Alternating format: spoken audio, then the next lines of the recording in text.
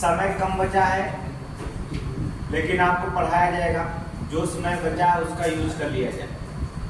संघ एवं राज्य क्षेत्र, इसका वर्णन करेंगे। संघ और राज्य क्षेत्र जो होता है आप पढ़ते हैं, भाग 1 में पढ़ेंगे और अनुच्छेद 1 से 4 तक जो होता है संघ और राज्य क्षेत्र का वर्णन मिलता है आपका। जब आप संविधान के भाग 1 अनुच्छेद 1 से 4 तक के जो होता है संघ और राज्य क्षेत्र का वर्णन मिलेगा आपको। वर्तमान में आप देखते हैं कि वर्तमान की अगर हम बात करें,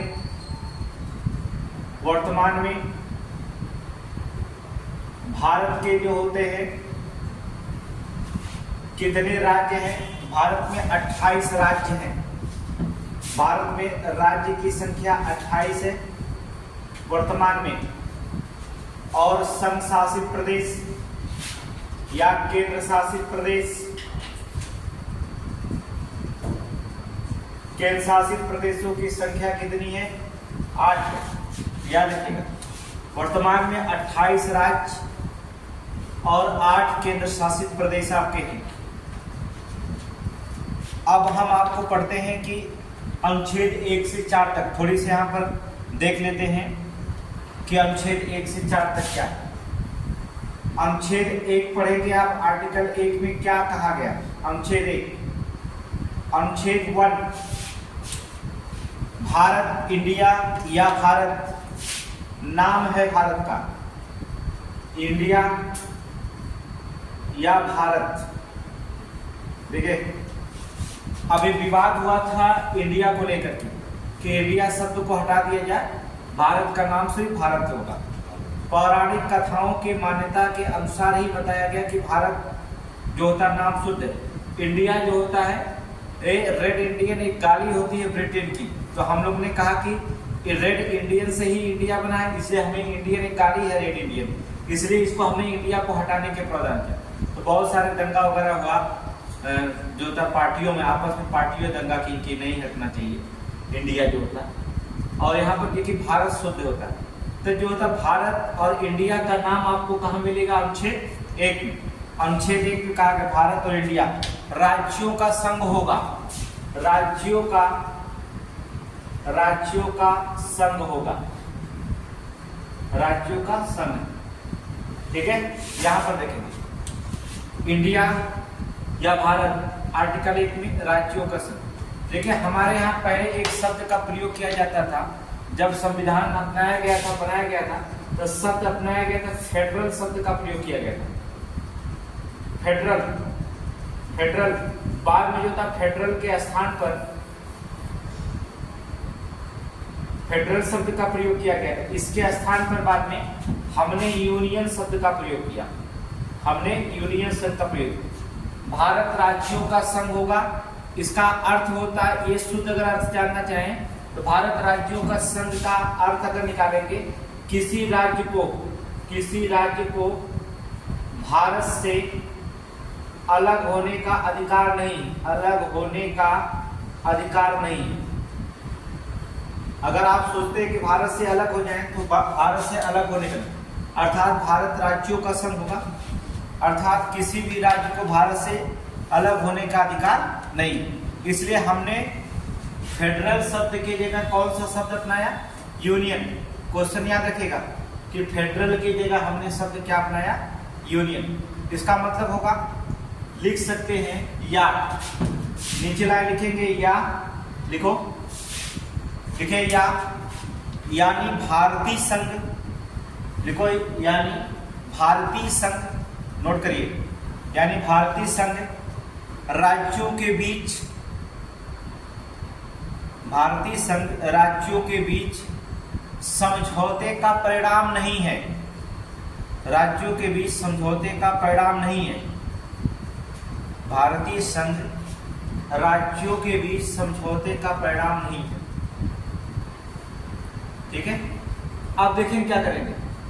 आप ये इतना ही जानते कि वर्तमान में भारत के 28 राज्य और 8 केंद्र शासित प्रदेश में बांटा गया, लेकिन आपको हम बता रहे हैं भारत के 3 पार्टों में बांटा गया। अर्थात कहा जाए भारतीय क्षेत्र को 3 वर्गों में बांटा गया। अभी तो राज्य और केंद्र शासित प्रदेश जान रहे थे, एक और में बांटा गया, भारत के 3 क्षेत्रों में बांटा गया। देखिए एक और, देखिए ध्यान से,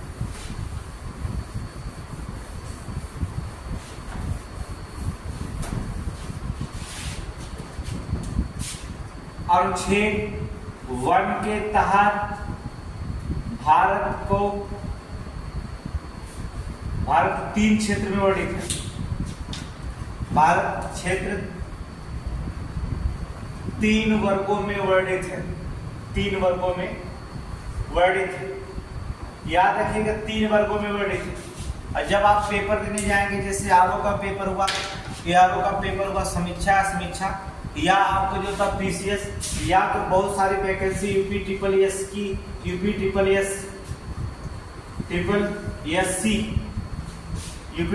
सी के तहत जो होता है लोअर पीसीएस का वैकेंसी आने वाली है। ठीक है, तो ये जो होता है यहाँ पर एग्जाम में जो होता है, ये पर पेपर बनाएगा तो समझ लीजिए कि यहाँ से भी क्वेश्चन, आरओ में भी क्वेश्चन पूछा जाएगा। तो हम अनुच्छेद 1 के तहत जो था भारत के 3 क्षेत्र वर्गों में बांटेंगे, भारत क्षेत्र को 3 वर्गों में बांटेंगे। आप 2 ही वर्ग जानते हैं, लेकिन एक वर्ग और भी जैसे रखा जाता है। जैसे हम, क्योंकि जब आप बड़ा एग्जाम देंगे तो ठीक है, छोटे एग्जाम देंगे तब भी आप देखिए, पहला है राज्य क्षेत्र। जैसे हमने बताया कि भारत में 28 राज्य हैं, तो पहला हो जाएगा राज्यों का क्षेत्र, शुद्ध लिखेंगे राज्यों का क्षेत्र। दूसरा हमने अभी बताया कि 8 केंद्र शासित प्रदेश है, या आप लिख सकते हैं क्या, संघीय क्षेत्र। तीसरा क्या है, तीसरा आपको पता होगा अधिग्रहित क्षेत्र कहा जाता है, अधिग्रहित क्षेत्र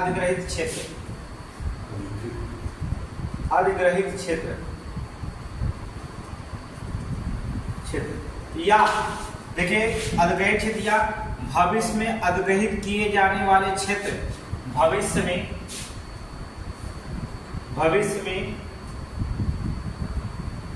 अधिग्रहित किए जाने वाले क्षेत्र। समझ गए आप, यहाँ पर 3 वर्गों में बांटा गया, अधिग्रहित क्षेत्र या भविष्य में अधिग्रहित किए जाने वाले क्षेत्र। हमारा टारगेट किस पर है, 2 चीजों पर देखेंगे कि भविष्य में हम अपने क्षेत्र को लेंगे जिसका नाम कहते हैं पीओके, समझ रहे हो, पाक अधिकृत कश्मीर, पीओके हम आपको करेंगे। पीओके जो होता है अपने में मिलाने के, ठीक है, गिलगिस्तान नाम सुने होंगे, तो पीओके की जो होगा उसको हम लोग अधिग्रहित देते हैं। हमने कहा अपने संविधान में है कि भैया अधिग्रहित क्षेत्र या भविष्य में अधिग्रहित किए जाने वाले क्षेत्र, संविधान में हम किसी भी क्षेत्र को अधिग्रहित कर सकते हैं। अगर हमारा है, अखंड भारत का है, तो हम उसे क्या कर सकते हैं, अधिग्रहित कर सकते हैं। उस चीज पर चीन ने कब्जा किया है, जैसे अक्साई चीन किया है, वो जो था अक्साई चीन का हिस्सा, तो अक्साई चीन भारत का हिस्सा है। इसको भी हम बाद में क्या करेंगे, मजबूत होंगे, अधिग्रहित करेंगे। तो हम भी क्या करते हैं, भविष्य में किसी भी, हमारा संविधान में लिख दिया गया कि तीसरा अधिग्रहित क्षेत्र या भविष्य में अधिग्रहित किए जाने वाले क्षेत्र। तो 3 वर्गों में आपको जो होता है बांटा गया है, ठीक है। अनुच्छेद 2 में देखेंगे, ये तो आर्टिकल 1 है। अनुच्छेद 2 देखिए, अनुच्छेद 2 में क्या कहा गया, नए राज्य अर्थात नए राज्यों का प्रवेश। अनुच्छेद 2 में नए राज्यों का प्रवेश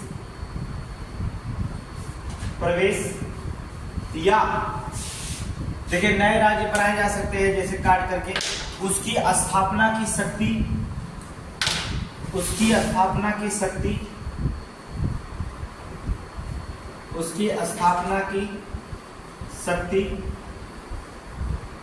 किसके पास होगी, अगर शक्तियां देखा जाए तो, अर्थात संसदीय विधि द्वारा बनाया जाता है। किसके पास होती है, संसदीय विधि के द्वारा, समझ रहे हैं।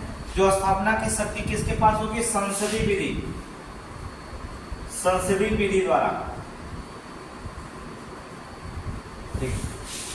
देखेंगे आर्टिकल 2 में नए राज्यों का प्रवेश, मतलब अनुच्छेद 2 के साथ नए राज्य की स्थापना की जा सकती है, समझ गए ना।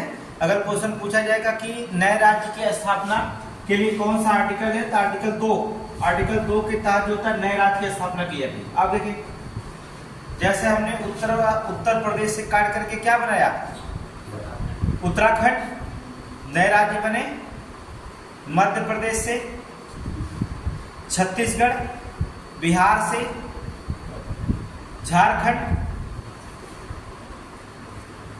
और जो होता है गुजरात और महाराष्ट्र पहले एक ही थे, गुजरात से महाराष्ट्र, महाराष्ट्र गुजरात अलग हो गया। किस पे अगर ये देखा जाए गुजरात और महाराष्ट्र किस आधार पर अलग किया गया था, तो वहां पर मेन मुद्दा क्या था, गुजरात और महाराष्ट्र का अलग करने का मेन रीजन क्या था, गुजरात और महाराष्ट्र का अलग करने का मुद्दा वहाँ की भाषा थी। गुजरात वाले गुजराती बोलते थे, महाराष्ट्र वाले मराठी बोलते थे, इसलिए वहाँ पर भाषा के आधार पर हमने राज्य को क्या कर दिया, अलग कर दिया। ठीक है, उसी तरह से आंध्र प्रदेश तेलंगाना को भी हो गया अलग, आंध्र प्रदेश का भाषा अलग, तेलंगाना वाले थोड़ा अलग बोलते हैं, इसलिए वहाँ पर भी हमने राज्य का विभाजित कर दिया। कहने का मतलब होता है केवल हमें इतना जानना है कि अनुच्छेद 2 नए राज्यों का प्रवेश की बात करता है, अर्थात उसकी स्थापना और शक्ति जो होती है किसके पास है, संसद। कहने का मतलब संसदीय विधि के द्वारा अर्थात संसदीय कानून के द्वारा उसे हम क्या कहें, नए राज्य का प्रवेश करा सकते हैं। आर्टिकल 3 क्या कहता है, अनुच्छेद 3 आगे लिखते हैं कि अनुच्छेद 3 आर्टिकल 3 क्या कहता है, हम 1 से 4 तक पढ़ेंगे, 4, 2 और 3 मिलाकर के 4 की बात करता है। अनुच्छेद 3 में भारतीय संघ के नए राज्यों का निर्माण, संघ के नए राज्यों का निर्माण, ठीक है, भारतीय संघ के नए राज्य जो होते बनेंगे, नए राज्यों के निर्माण या उसकी पुनर्सीमन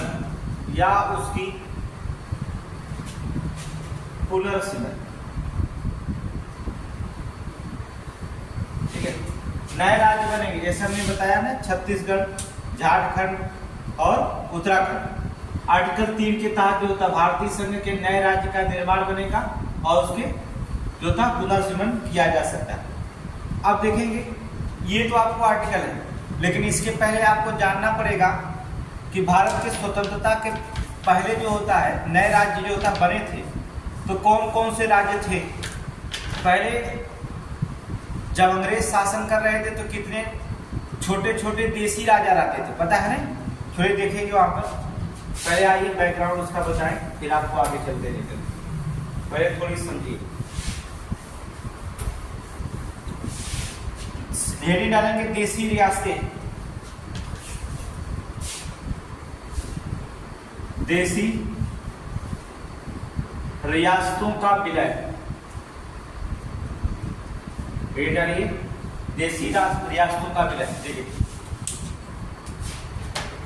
जो देसी रियासतें थी वो भी जो होता है 2 तरह के देसी रियासतें थी, एक तो ब्रिटिश शासन के पहले की थी, एक तो ब्रिटिश शासन के बाद बनी थी, समझ रहे ना, देसी रियासत। अब आपको बता दें कि जब ब्रिटिश शासन था तो कुल मिलाकर के 600 रियासतें थी और 20 जो होते थे वो ब्रिटिश रियासतें थी, छोटे छोटे जो रियासतों की संख्या थी। देसी रियासतें कितने थी, 600। और ब्रिटिश प्रांत कितने थे, ब्रिटिश प्रांत आपसे क्वेश्चन पूछा गया कितने थे ब्रिटिश प्रांत, 20 ब्रिटिश प्रांत, समझ गए। अर्थात 600 देसी रियासतें थी। देसी रियासतें मतलब होता है छोटे छोटे राजा, जैसे हरि सिंह हो गए, ग्वालियर के सिंधिया हो गए, राजस्थान के जो होते हैं जय सिंह हो गए, है ना, तो छोटे छोटे राजा थे। इसमें से क्या करें, 2 भागों में बांट दिया गया। स्वतंत्रता के बाद स्वतंत्रता के बाद जो होता है 2 राज्य बने, 2 डोमिनियन स्टेट प्राप्त हुई, ठीक है। स्वतंत्रता के बाद भारत और कौन सा राज्य बना, कौन सा देश बना, पाकिस्तान। देखेंगे ना, तो छोटे छोटे जो राजा 600 थे, 542 राजा कहाँ शामिल हो गए, 552 राजा कहाँ शामिल हुए? भारत में। और 48 रियासतें जो होती है कहाँ चली गई? पाकिस्तान चली गई। समझ लीजिए। देखिए कहने का मतलब होता है कि यहाँ पर देखेंगे तो 600 रियासतों में से जो होता है 500 तो भारत में आ गई, लेकिन जो होता है पाकिस्तान में क्या कर गई? 48 रियासतें क्या करी? पाकिस्तान चली गई। अब आपको एक, जब भारत स्वतंत्र हुआ, स्वतंत्रता के बाद जो होता हमने एक रियासती मंत्रालय बनाया था। ठीक है, स्वतंत्रता के बाद जो होता देशी राज्यों के विलय के लिए, याद रखिएगा, देशी राज्यों के विलय के लिए हमने क्या बनाया था? रियासती मंत्रालय बनाया था। रियासती मंत्रालय, याद रखिएगा, रियासती मंत्रालय बनाया था। और जब देशी राज्यों के विलय के लिए हमने क्या कर दिया? रियासती मंत्रालय बनाया था कि सभी राजा जो होता मिल करके एक भारत देश बनेगा, संघ बनेगा। समझ रहे हो? अब कोई राजा वजा नहीं रहेगा। ठीक है, सिर्फ एक ही राजा रहेगा, मुखिया, केंद्र शासित प्रदेश में, अर्थात राष्ट्रपति और प्रधानमंत्री। तो यहाँ पर मिलाया गया था। और देशी रियासतें का मंत्रालय जो होता है, इसको अध्यक्ष इसका नेतृत्व किसके जिम्मे सौंपा गया था? देशी रियासतें का नेतृत्व किसने किया था? किसके था? सरदार पटेल।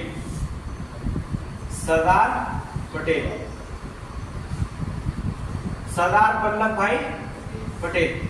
ये इन्हीं की देन है देशी रियासतों का विलय करने का। अर्थात जिम्मेदारी किसकी दी गई है रियासती मंत्रालय का? सरदार पटेल को। याद रखना, देशी राज्यों के विलय के लिए जो था रियासती मंत्रालय की जिम्मेदारी का नेतृत्व जो होता सरदार भाई पटेल को दिया गया। अब देखेंगे हुआ क्या कि 542 रियासतें तो भारत में शामिल हो गई, 48 रियासतें कहाँ चली गई? पाकिस्तान चली गई। इन 542 रियासतों में जो होता है, भारत में जो होता है 549 रियासतें शामिल हुई। 549 रियासतें शामिल हुई और 3 रियासतें जो हो गई, क्या हो गई? शेष 3 जो होता है, शेष 3 रियासतें मना कर दी। वो भारत में शामिल होने से क्या कर दी? मना कर दी। देखिए यही इम्पोर्टेंट, यहाँ से क्वेश्चन लेखपाल वीडियो समय पूछा गया। 552 रियासतों में तो 549 रियासतें तो हमारे यहाँ शामिल हो गई, लेकिन 3 रियासतें ऐसी थी जो मना कर दी। अब ये 3 रियासतें कौन थी, इनके बारे में जानिए। चलिए, वो 3 रियासतें कौन थी जो भारत में शामिल होने से मना कर दी?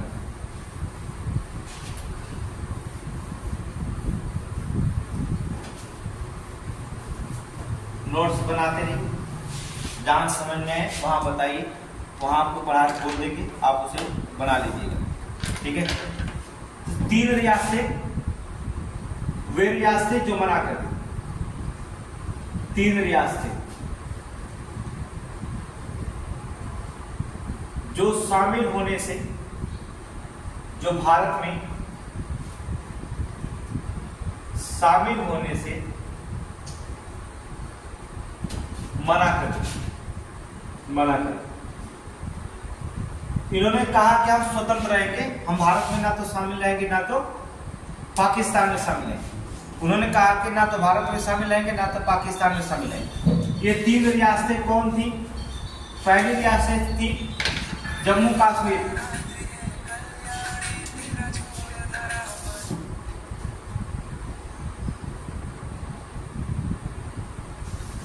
पहली रियासत जो थी वो था जम्मू कश्मीर। इसके बाद कौन था? जूनागढ़, हैदराबाद, जूनागढ़, याद रखिएगा, हैदराबाद। और इसके बाद कौन था? जूनागढ़। ये 3 रियासतें ऐसी थी जो भारत में शामिल होने से क्या कर दी? मना की थी। जम्मू कश्मीर, हैदराबाद और जूनागढ़। जम्मू कश्मीर के जो राजा कौन थे आपको पता होगा, हमने आपको बताया था कि जिस समय भारत का विलय हो रहा था उस समय जो होता है जम्मू कश्मीर के जो होता है राजा कौन थे? तो वहां पर हिंदू राज्य था। कहने का मतलब होता है वहां राजा हिंदू था, जनसंख्या मुस्लिम की थी, 65-35 का अनुपात। राजा कौन थे? राजा हरि सिंह। राजा हरि सिंह। इन्होंने जो होता है शामिल होने से भारत में क्या कर दिया, मना कर दिया। उन्होंने जो होता है भारत में जो होता है शामिल होने से पूरी तरह से जो होता है उन्होंने क्या कर दिया, मना कर दिया। हैदराबाद के राजा कौन थे उस समय? हैदराबाद का निजाम कौन था? यहाँ का, यहाँ राजा बोला जाता है। निजाम कौन था अर्थात वहां का नवाब कौन था कि उन्होंने जो होता है भारत में शामिल होने से जो होता मना कर? निजाम मीर उस्मान अली, याद रखिएगा, मीर उस्मान अली, यह हैदराबाद का निजाम था। हैदराबाद का निजाम था मीर उस्मान अली। इन्होंने जो होता सीधा सीधा मना कर दिया, भारत में हम शामिल नहीं होंगे। दूसरी चीज था जूनागढ़, नवाब मोहम्मद महाबत, नवाब मोहम्मद महाबत, ठीक है, नवाब मोहम्मद महाबत। हेलो, अरे यार फोन काट देते, काट दिया करो, पढ़ा रहे हैं यार लाइव क्लास से।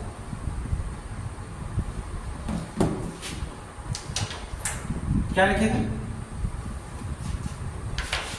जूनागढ़ में जो थे वहां का जो था निजाम था नवाब मोहम्मद महाबत खान, याद रखिएगा, महाबत खान।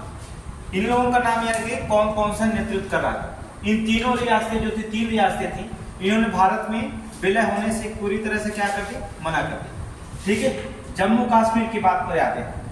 जम्मू कश्मीर में जो होता है वहां जब भारत और पाकिस्तान में जब बंटवारा हुआ तो वहां जब ये मना कर दिए तो पाकिस्तान के कबायलियों का मतलब होता है वहां के सेना थे उसमें शामिल, उन्होंने जो होता जम्मू कश्मीर पे क्या कर दिया, आक्रमण कर दिया।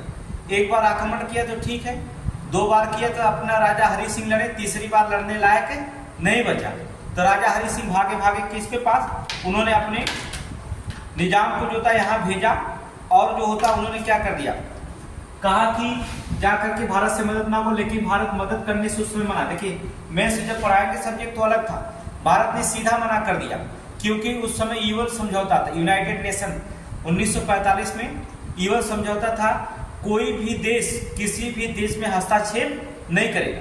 अर्थात संयुक्त राष्ट्र में यूएन समझौता था, यूनाइटेड नेशन का एक रूल था कि भैया कोई भी देश किसी देश पे ना तो गुलाम बनाएगा, ना कोई देश किसी देश पे क्या करेगा, आक्रमण करेगा, ना किसी देश को जो होता कोई उसके लिए सहायता करेगा। तो यहाँ पर बात हो गई कि मतलब हस्तक्षेप किसी देश में आपको करना नहीं था, सीधे बात। तो उसमें पंडित जवाहरलाल नेहरू जी थे, नेहरू जी बोले, जब इन्होंने हरि सिंह ने मदद मांगा कि भाई कबायलियों ने आक्रमण कर दिया है जम्मू कश्मीर में, तो उन्होंने क्या कह दिया, पंडित जवाहरलाल नेहरू सीधे बोले, देखिए यूनाइटेड नेशन का एक गाइडलाइन है, कोई किसी देश का गुलाम या किसी देश में हस्तक्षेप नहीं करेगा, तो अगर हम आप पे करते हैं तो यूनाइटेड नेशन हमको फिर से गुलाम बना सकता है, फिर आक्रमण कर सकता है, कुछ भी करवा सकता है, इसलिए हम आपकी मदद करेंगे नहीं।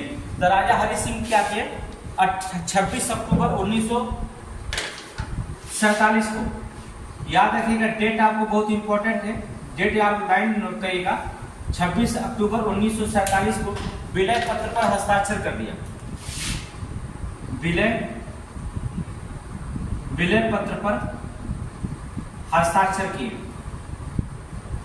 ठीक है, विलय पत्र पर क्या कर दिया, विलय पत्र पर उन्होंने क्या कर दिया, हस्ताक्षर कर दिए थे। याद रखिए, तो जम्मू कश्मीर में विलय 26 अक्टूबर 1947 को विलय पत्र पर हस्ताक्षर कब, तो यहाँ पर क्वेश्चन पूछा जाता है आपसे कि जम्मू कश्मीर में भारत में कब विलय किया गया, तो कब हुआ था, 26 अक्टूबर 1947। याद करिए डेट, 26 अक्टूबर 1947 को विलय पत्र पर हस्ताक्षर किए और भारत में शामिल हुए। इधर हस्ताक्षर किए, इधर भारतीय सेना क्या करी, पीओके में घुस करके पाकिस्तान के कबायलियों को क्या कर दिया, भगा। ठीक है, यहाँ पर जो होता हस्ताक्षर किए। और इसमें आपको पता है 6 फरवरी 1954 को जो होता है, 6 फरवरी 1954 को भारतीय संघ अर्थात भारतीय राज्य में कहने मतलब भारतीय संघ के साथ विलय कर लिया गया। भारतीय संघ के साथ जो होता है विलय कर लिया गया, लिख लेंगे आप, विलय का अनुमोदन। ठीक है, भारतीय संघ के साथ विलय का अनुमोदन। ठीक है, अनुमोदन। कब? 6 फरवरी 1954 को हमने क्या कर दिया, भारतीय संघ के साथ क्या कर विलय कर दिया, इसे केंद्र शासित बना दिया। अब आपको पता होगा, इसमें बताने नहीं, जम्मू कश्मीर पुनर्गठन अधिनियम 2019 पारित हुआ था, आपको पता है ना, मोदी जी के राज्य में जम्मू कश्मीर, याद रखिएगा, जम्मू कश्मीर अधिनियम लिख सकते हैं, लिख लीजिए, जम्मू कश्मीर पुनर्गठन अधिनियम, जम्मू कश्मीर पुनर्गठन अधिनियम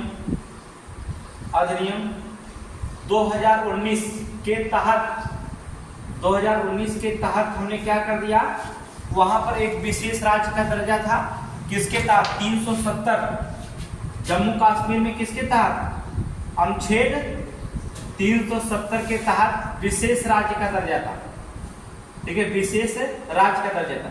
इनको आर्टिकल 370 के तहत जो होता है लिखते रहिएगा, जम्मू कश्मीर पुनर्गठन अधिनियम 2019 के तहत अनुच्छेद 370 के तहत विशेष राज्य का दर्जा था, जिसे क्या कर दिया गया, समाप्त कर दिया गया, जिसे क्या कर दिया गया, समाप्त कर दिया गया।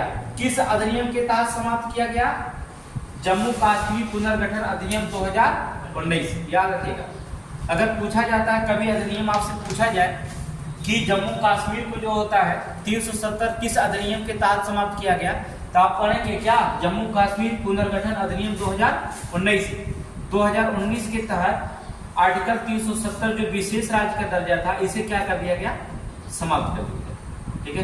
तो आप इसे नोट करेंगे, नोट करते रहिएगा, क्योंकि किताबों में आपसे लुसेट में नहीं मिलेगा जो आप पढ़ते हैं, थोड़ा से और भी जो होते हैं गहरा जाना पड़ेगा, क्योंकि आरोप की परीक्षाओं में थोड़ी सी गहरा होने लगा है, और भी परीक्षा में गहरा होने लगे, तो आपको कोई भी रहेगा वो से पूछा जाएगा। तो चलिए अगला देखेंगे। बात हो गई यहाँ जम्मू कश्मीर पे विलय हो गया, समाधान हो गया जम्मू कश्मीर का। अब आगे देखते हैं, जम्मू कश्मीर के अलावा भी जो होता है इस पे रखा गया था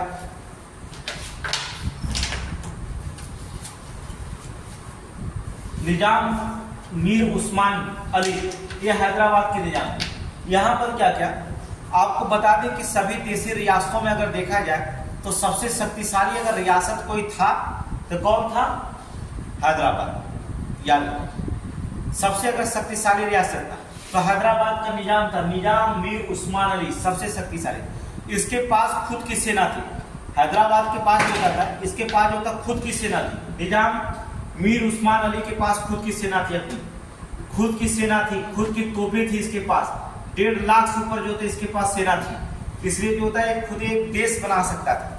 लेकिन बीच में कहीं से बनाएंगे भैया, हैदराबाद के बीच में भारत में रहेंगे एक देश बनेगा, संभव तो नहीं है, चारों ओर से रहेगा। इसको हमने क्या कर दिया, ये मिलने से सीधे मना कर दिया। हमने क्या कर दिया, 13 दिसंबर 1948 की जो होता है इसके खिलाफ, 13 दिसंबर, याद रखिए, लिखते रहिएगा, 13 दिसंबर 1948 को इसके खिलाफ हमने एक सैनिक उतार दिया, ठीक है। खिलाफ जो होता है भारतीय सैनिकों द्वारा, खिलाफ भारतीय सैनिकों द्वारा ऑपरेशन पोलो, ये आपसे क्वेश्चन बहुत बार पूछा गया है, किस ऑपरेशन के द्वारा हैदराबाद को मिलाया गया था, ऑपरेशन पोलो। याद रखिएगा, पोलो एक खेल है, समझ रहे हो ना, हैदराबाद में एक पोलो खेल है। ऑपरेशन पोलो क्यों नाम रखा गया, थोड़ी सी इसकी हिस्ट्री जानिए। ऑपरेशन पोलो, पोलो जो होता है वहाँ एक खेल का मैदान है, जहाँ अंग्रेज क्या करते थे, या निजाम भी जाता होगा, खेलता रहा होगा, पोलो खेल होता था, तो आप खेल खेलते थे मैदान में। वहीं पर जो होता है हमारे सैनिकों ने जो होता है, निजाम के जो होता है सेनापति को क्या कर दिया, मिला लिया, सेनापति को पकड़ा और मिला लिया। और यहीं पर जो होता है एक नियम बना कि भाई कैसे हमें वहां पर जो होता, मुद्दा ही पता क्योंकि कैसे हमें जो होता है वहां के सैनिकों को हटाना है, निजाम पर कैसे कब्जा करना। तो सेनापति को जब मिला लिया यहाँ पर, इसके बाद भारतीय सैनिकों ने जो था एक ऑपरेशन चलाया जिसका नाम रखा ऑपरेशन पोलो। इसलिए रखा क्योंकि पोलो खेल का मैदान था, उसी में जो होता है क्या बना था, जो आपका रणनीति जो बनी थी वो सारी रणनीति वहीं पर बनी थी, इसलिए उसका नाम ही रख दिया गया ऑपरेशन पोलो। तो ऑपरेशन पोलो के द्वारा जो होता है हमने क्या कर दिया, हैदराबाद को जो होता मिला लिया। इसका मतलब होता है हैदराबाद को कैसे मिलाया, सैनिक माध्यम से, अर्थात सैनिक माध्यम, ठीक है, भारतीय सैनिकों के द्वारा ऑपरेशन पोलो लिख लेना, लिख लो, ऑपरेशन पोलो चलाया गया, ऑपरेशन पोलो चलाया गया और कब 13 दिसंबर को जो होता है इसमें क्या गया, दिसंबर नहीं था, सितंबर, ठीक है, दिसंबर नहीं, थोड़ा सा इसको लिखेंगे, सितंबर, 13 सितंबर चलाया गया और 17 सितंबर को हमने क्या कर लिया, 17 सितंबर को, ठीक है, 17 सितंबर को जो क्या कर लिया, विलय कर लिया, हैदराबाद को 17 सितंबर को जो होता विलय कर लिया, 17 सितंबर को विलय कर लिया गया। देखेंगे 13 सितंबर 1948 को हमने क्या किया, खिलाफ भारतीय सैनिकों ने जो होता है 1948 के इसके खिलाफ भारतीय सैनिकों ने ऑपरेशन पोलो चलाया और 17 सितंबर को जो होता है हैदराबाद को हमने क्या कर लिया, विलय कर लिया। आप देखिए आपसे एग्जाम में कैसे क्वेश्चन पूछता है, ध्यान से सुनेंगे कि जम्मू कश्मीर को जो होता है कैसे विलय किया गया, कैसे मिलाया गया, तो जम्मू कश्मीर को जो होता है हम किसके माध्यम से मिलाएं, विलय पत्र के माध्यम से, दस्तखत कर दिया, विलय हो गया। हैदराबाद को जो होता है कैसे, किस तरह से, सैन्य विद्रोह, सैन्य माध्यम से, ठीक है, किसके, सैन्य के द्वारा। अब बात हो गई किसकी, जूनागढ़, चलिए जूनागढ़, अब बात हो गई, देखिए जूनागढ़ में क्या बात यहाँ थी, जूनागढ़ में, यहाँ जूनागढ़ में हिंदू 35% जो था मुस्लिम थे और 65% कौन था, हिंदू। बात क्या थी, ध्यान सुने, अब यहाँ देखेंगे हिंदू का अगर जनसंख्या देखा जाए तो 65% और मुस्लिम की संख्या देखा जाए तो क्या करेंगे 35%, लेकिन शासक कौन था, नवाब मोहम्मद महावत खान, शासक कौन था, नवाब मोहम्मद महावत खान। अब उसने मना कर दिया कि भाई हम नहीं शामिल होंगे, और जब इन्होंने क्या कर दिया, शामिल होने से क्या कर दिया, मना कर दिया, तो हमें कोई उपाय लगाना ही पड़ेगा। हमने क्या कर दिया, चलो भाई वहां की जनता विद्रोह कर दी कि भारत में शामिल करेंगे, और राजा कह रहा है हम शामिल नहीं होंगे। अब यहाँ पर क्या करें, यहाँ की जनता 65% हिंदू थी जो भारत में राज्य में विलय होना चाहती थी, लेकिन जो था राजा मुस्लिम था, वो कहता था हम विलय विलय होने नहीं। तो हमने क्या कर दिया, चलो भैया जनमत संग्रह करा लेते हैं। तो यहाँ पर क्या कर दिया, जूनागढ़ में क्या कर दिया, जनमत संग्रह कराया। जनमत संग्रह भारत के पश्चिम में कई लाख वोट पड़े, इसके पश्चिम में जो होता है जनमत संग्रह में जो होता है मुझे लगता है 2 या 3 हजार, अभी पूरे डाटा नहीं है, वोट पड़े। और यहाँ के जो नवाब मोहम्मद महावत खान था भाग के चला गया, कहाँ, पाकिस्तान। कहाँ भाग गया, पाकिस्तान। जब ये पाकिस्तान भाग गया तो हमने क्या कर दिया, वोट पढ़ने की जरूरत ही नहीं, जनमत संग्रह के द्वारा हमने किसको मिला दिया, जूनागढ़। अब आपको दिमाग में रखना होगा एग्जाम में कि जम्मू कश्मीर को विलय पत्र के द्वारा, हैदराबाद को सैन्य के द्वारा, और जो होता है जूनागढ़ को हमने किया जनमत संग्रह के द्वारा भारत में मिलाएंगे। निजाम को याद रखना होगा कि हैदराबाद का निजाम को तो निजाम मीर उस्मान अली था। आपको याद रखना होगा जूनागढ़ का नवाब मोहम्मद महावत खान था, और जो होता है जम्मू कश्मीर का राजा हरी सिंह था। जब ये हरी सिंह हो गए तब उनका लड़का गुलाब सिंह जो होता है वहाँ का राजा बना, अर्थात प्रधानमंत्री बना। वहाँ जो होता है जम्मू कश्मीर में वजीर आजम सदर रियासत कहा जाता है, समझ रहे हैं। वहाँ पर जो होता है वजीर आजम और सदर रियासत। सदर रियासत का मतलब होता है जैसे राज्यपाल वहाँ राष्ट्रपति के बराबर होता है और मुख्यमंत्री वहाँ प्रधानमंत्री के बराबर। क्यों ऐसा था, कब था, जब आर्टिकल 370 लागू था। अब ऐसा कुछ नहीं, अब मुख्यमंत्री है तो मुख्यमंत्री रहिएगा, राज्यपाल है तो राज्यपाल, ना तो वजीर आजम कहे जाएंगे ना तो सदर रियासत कहेंगे, सीधे सीधे पूरे एक आर्टिकल 370 विशेष राज्य का दर्जा आपका क्या हो गया, समाप्त कर दिया। अब हमने आपको क्या कर दिया, मिला दिया। चलिए देखिए जूनागढ़ 20 फरवरी, ये भी याद रखना थोड़ी सा, जनमत संग्रह कब हुआ था, 20 फरवरी 1948 को, याद रखिएगा डेट, इसको लिख लीजिएगा जनमत संग्रह का 20 फरवरी 1948 को। बड़े एग्जाम जब आप देंगे तो वहाँ क्वेश्चन पूछा जाएगा 20 फरवरी 1948 को जो होता, ठीक है, जनमत संग्रह हुआ। और 20 जनवरी 1900 जो होता 49 को जो होता सौराष्ट्र में विलय हो गया था, ठीक है। 20 जनवरी 1949 को, 20 जनवरी 1949 को सौराष्ट्र में विलय, सौराष्ट्र में विलय हो गया। सौराष्ट्र से ही महाराष्ट्र निकला, पता है ना, सौराष्ट्र से महाराष्ट्र निकला। सौराष्ट्र कहाँ पड़ता है? सौराष्ट्र में कहाँ पड़ता है? ये सौराष्ट्र कहाँ है? अर्थात सौराष्ट्र कहाँ है? गुजरात। सौराष्ट्र से कौन निकला? 1960 याद रखिएगा। 1960 में एक राज्य का गठन हुआ सौराष्ट्र से, जिसका नाम था महाराष्ट्र। किसका था? महाराष्ट्र। याद रखें। हाँ, 1960 में सौराष्ट्र से महाराष्ट्र बना। गुजरात में सौराष्ट्र। अभी जो होता है अलग राज्य की मांग होने लगी है। गुजरात में भी सौराष्ट्र को जो होता लेकर के वहाँ की जनता में अलग मांग होने लगी है कि क्या किया जाए, अलग कर दिया जाए। ठीक है, अब देखते हैं कि अलग कब किया जाएगा, कब नहीं किया जाएगा। अब वहाँ पर उनकी बात है। अब हम लोगों का राज तो है नहीं कि हम लोग बताएं कि कब जो था अलग किया जाएगा। अब हेडिंग डालेंगे, देखेंगे। जब यहाँ पर देखिए राज्य का गठन हो गया, राज्य विलय हो गया। आप सब जान गए कि देशी रियासतें कब मिली, जम्मू कश्मीर को कब मिलाया गया, कब नहीं मिलाया गया। अब यहाँ पर बात हो गई कि भाषा को लेकर के कि कहाँ की कौन सी भाषा इसमें रखी जाए, किस भाषा में इसको रखा जाए, इसको लेकर के जो होता विवाद। तो आगे पढ़ेंगे कि क्या करें, जैसा को ठीक है। तो कल पढ़ाते हैं, पूरी कहानी बताते हैं। ये पूरा याद कर लीजिएगा। ठीक है, कल पढ़ाएंगे, पूरी कहानी बताएंगे।